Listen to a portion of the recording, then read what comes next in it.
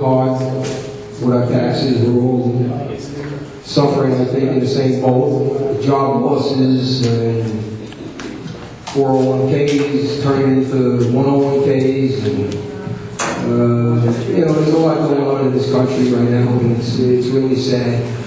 And we need to band together. We need to elect the proper people into office. We need to elect people that will work for us and try to help us and not worry about their re-elections and the lobbyists that come in for their gains.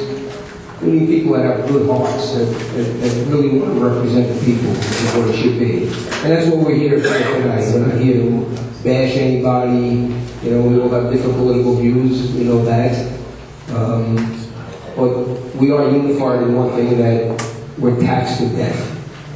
And especially here on Long Island, we are taxed to death. I mean, we're taxed when we're born, we're taxed until we die. There's nothing left. Your dollar's worth maybe 8 cents at that with all the taxes that they put on us. And it just seems that as everything gets worse, give them another tax. Wherever they can find it. Next we're going to have to do little monitors and they'll be taxing our rate. Each breath you take, it's going to be like 1/100th of a cent. It's just out of control. We need some relief, we need some help, and that's what we're here for tonight. I want to introduce Lori. Laura, who's really started this movement, and who's going to be running for the legislature. Yes. No, she's not running for legislature.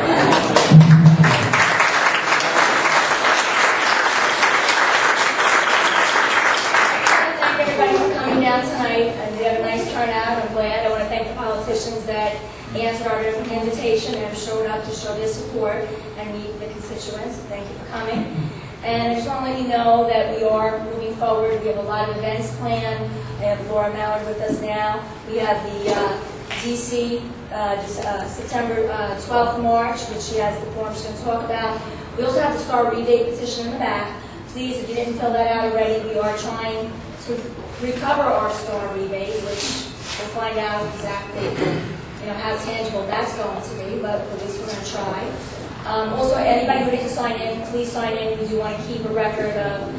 And the Massapequa Tea Party is going to Washington, D.C. on September 12th to join with other organizations who are sponsoring Million Taxpayer March. The price is $55.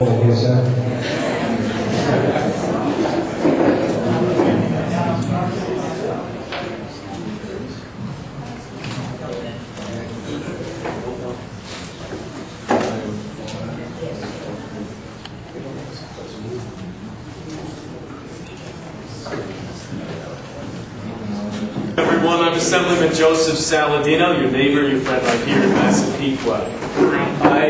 Good evening and happy Memorial Day. God bless our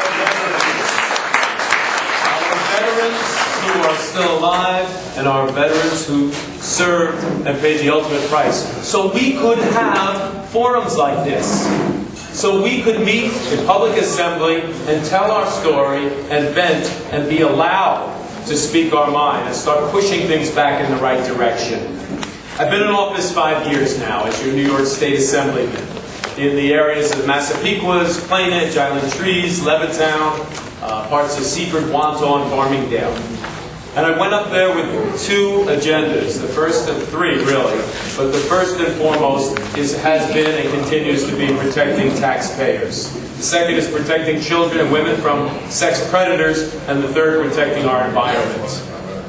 I'm very frustrated at what's going on in Albany, because the powers that be in Albany, from New York City, continue to get more and more powerful, take from our pockets, and spend on outrageous programs. And when it's time to give something back, when it's time to show compromise, they don't want to hear it. And they proved that again this year with a horrible New York State budget.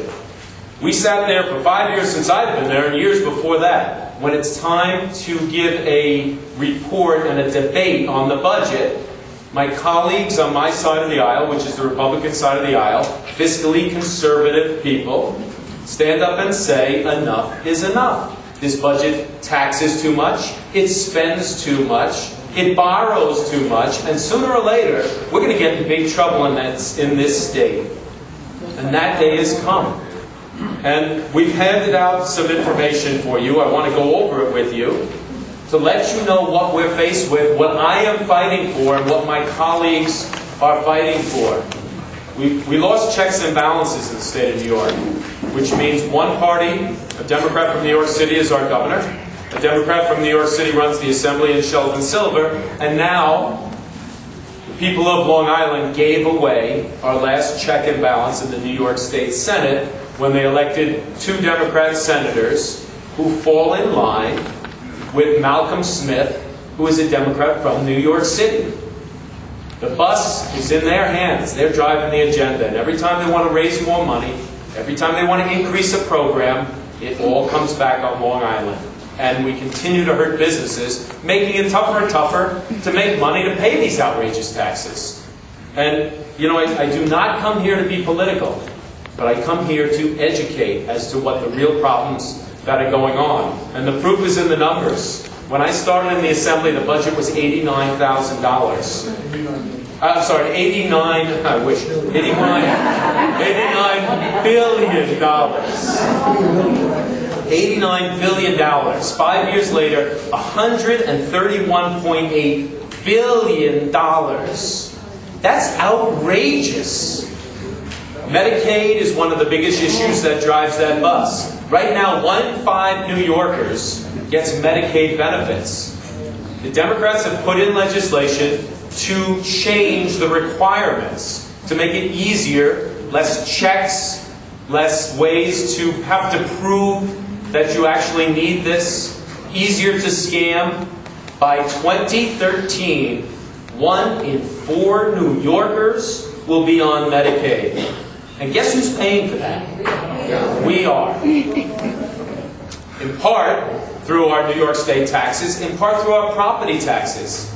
Because Sheldon Silver and the Democrats that I talk of, some of them are real nice people, clearly very charismatic, but they don't give a hoot about whether or not we can afford this.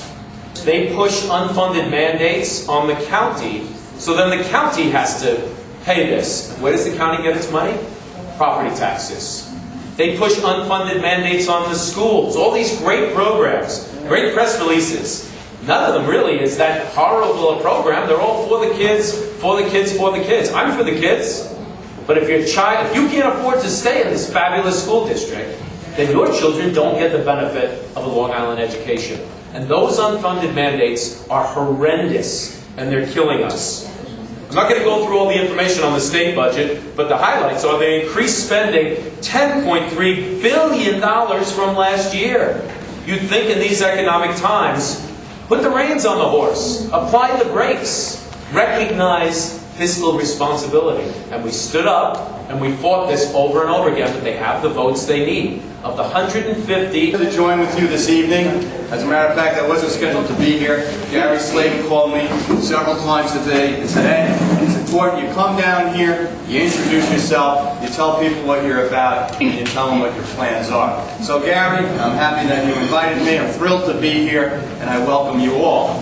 And the fact that you're here in these numbers on the night and the major day, Memorial Day weekend, the biggest weekend when people kick off and relax and head for a destination, you're here tonight because you've had it. Because there's a great disconnect in government. Government is not understanding that the people do no longer have the ability to pay for government. In the good times, government turns to the people and you ponied up. You were there time and time again. When government needed money, taxes went up, fees went up. You paid it, and you were happy to go back to work, and you kept working harder and harder. But we've hit that brick wall now. Government has to wake up. We cannot afford this level of government. Now you're going to hear a lot of people, now all of a sudden everybody's the property tax breaker, the property tax ender of all times.